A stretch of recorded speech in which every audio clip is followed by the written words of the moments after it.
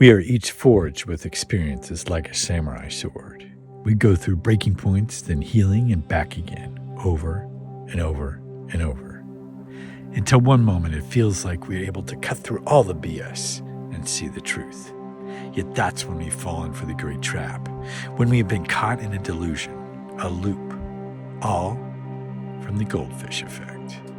Okay, so the goldfish effect is just like you think of it. Here you are, the goldfish, and you're going along, you see the castle, and it's brand new, you're surprised. And then you turn around, go the other direction, and then you turn around again and you see the castle you just saw before, but you're surprised, you think it's new. I've seen this in my own life. Repeated over and over again, these loops that I go into where I'm making all these new epiphanies, and I'm like, wow, sudden realizations and everything. But when I look back, my journal, I can see where I've gone through these loops over and over again. And I think that's a macro effect. Like our whole society does the same thing. In history, if you look back, we have continued the same loops over and over again and repeated patterns.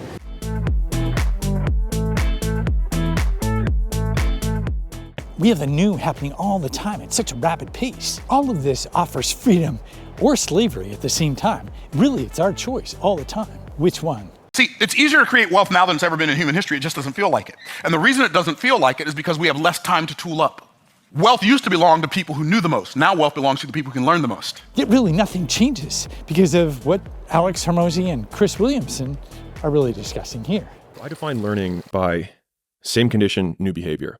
And so when you go to a video game and you battle through the level and you battle the boss, if you keep doing the same thing to the boss and you keep losing, then you have not learned because you have the same condition and the same behavior. Or put another way, your behavior should change because it means you've learned.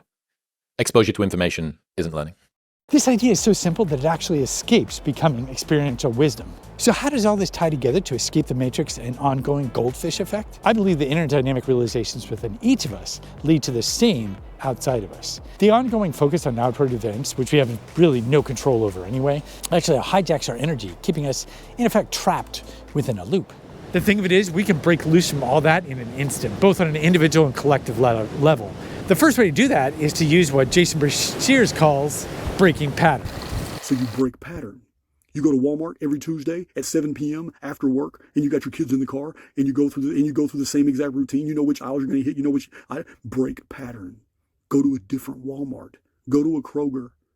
Do something spontaneous. This means going into landscapes and exploring different places we've never been before, just to see what can happen.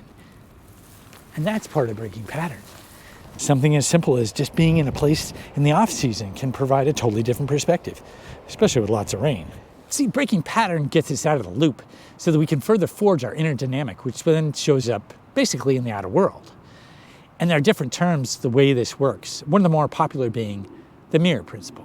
Every single holy book or ancient teaching somehow always alludes to the principle of the mirror, that our world is dual, that there is an internal world and an external one. Even in the Bible, Matthew 5:8, it said, "You're blessed when you get your inside world, your mind and heart put right. Then you can see God in the outside." Every single year when I get too lost in the material and trying to influence the material world to get the outcomes that I want, I get reminded that the most effective way to permanently impact the material world is to first change my internal world.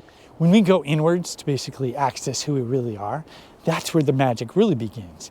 Basically, when we level up in our inner world, our outer world follows. Now, the more that we do this and band together at the same time, key to cultivate and create relationships with people from across the political spectrum, because I'm beginning to think that spectrum is fracturing into a new prism of potential new light, of new relationships between different political, religious and cultural and ideological factions that previously would have been opposed to one another, but are increasingly realizing now that we are at a unique tipping point. The more we turn the intentional chaos thrust before us into something beautiful. For me, there's one quote that embodies this really well. They tried to bury us, not realizing we were seeds. For me, on a practical level, this means incorporating learning crucibles. This means applying what I learned right away in the online world so I can affect change for myself and also for many other people. Now, I'm going to be expounding upon learning crucibles, but if this interests you at all, then check out the link in the description. I've got an email series that kind of walks you through some of the ideas, and I'm even going to be starting a community very soon.